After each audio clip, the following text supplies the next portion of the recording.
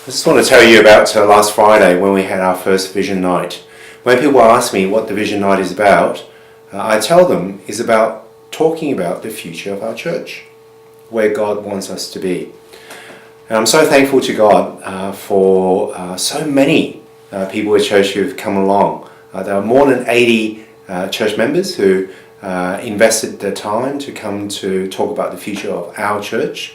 And really thankful for that. And thank you so much for those who've made the time and their effort. And I know that there are other people who couldn't come because it's the night time. Thank you for those who are praying for it as well too. We're able to hear one another, and it's wonderful to hear what we are thinking about where God is leading us as a church. And one of the great things that we've heard from the night is that we want to spend more time, like we did last Friday, listening to one another, feeling that we are in this together, and exploring the future of our church. And we'd love to be able to do that more. In the next edition of Life Monthly, I'll be putting together an article summarising some of the feedback that we've heard on the night. So please watch out for that. In July, August, we would have a town hall meeting again, where us as a church have the opportunity coming together to once again dream, pray and talk about where God wants us to be as a church in the future. So when we have more details, we'll tell you more. So July, August is the next time when we can get together. Intergeneration ministry, we've been talking about that for quite a long time. And as I talk to people over the last few weeks, what I discover is this. I think most of us don't really know what it is. So we would have a meal at lunchtime where you might have older people, middle-aged people, younger people, teenagers and children. We're in the same place, but we're all sitting separately from one another. So you have the young people sitting on their table, you have the older people sitting on their table. Intergenerational ministry isn't having different generations in the same place. It's also not just children ministry. When I talk to people about intergenerational ministry, most people think it's just dumbing down ministry for kids. That is not what intergenerational ministry is. It's something really different. It's Christians from different generations interacting with one another in an intentional, meaningful way. So when they're sitting together, they're not sitting on different tables, but they're sitting at the same table ministering to one another. It really is a new way of thinking and a new way of doing things. We have a few things coming up this year where we are creating the environment where we can sit together ministering to one another, including a service where we have kids, young people and older people ministering to one another in the service.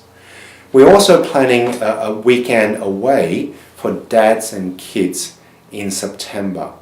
We're hoping that when we have more information we can tell you more. But let me encourage you to really find out what intergenerational ministry is and what it isn't.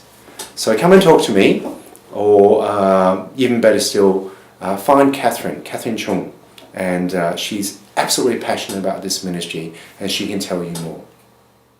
I pray that you are enjoying our new series on discipleship. Over the next few weeks, we'll be looking at what it means to serve God with our whole lives, including with our money, time and skills. If you're here for the first time, it's great that you're here, and I hope that you, along with the rest of us, have been encouraged and challenged as we think about what it means to gain our soul rather than lose it as we seek to gain the world.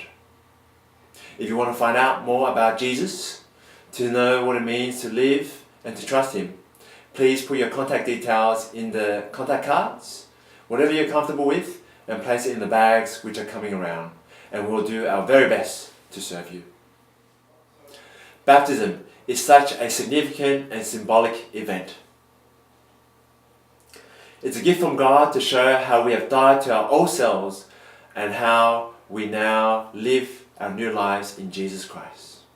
On the 24th of June, a number of us are getting baptized.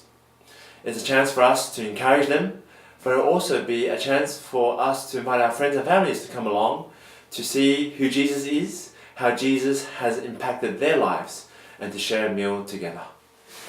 I want to thank everyone who was involved in the barbecue last Sunday at lunchtime, particularly for the D group who helped out setting up, cooking sausages and being engaged with people who came in. I really remember sharing the gospel last Sunday with two people.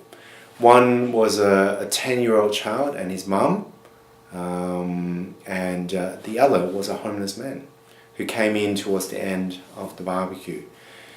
He didn't have anywhere to live. He sleeps rough. He basically carries all that he has in his bag. And we were able to talk about the difference that Jesus could make to him, the future that Jesus has for him. Even though he may not be able to find a house to live, Jesus has a room for him at his house. So thank you very much for everyone who were involved and who prayed for last Sunday. And let me encourage all of you that God is still using us to reach out to all sorts of different people with the good news of Jesus. And it's great news. So thank you. Just to let you know that Albert and Rosanna have gone on long service leave for the next 5 to 6 weeks. Please pray for them. Part of Albert's long service leave is to continue his course in Hong Kong, but it's also for refreshment as well too. There are some areas of responsibility that Albert has, particularly in the ESL. If you need assistance in that, please come and talk to me, or come and contact the office, and we'll direct you to the right person to speak to.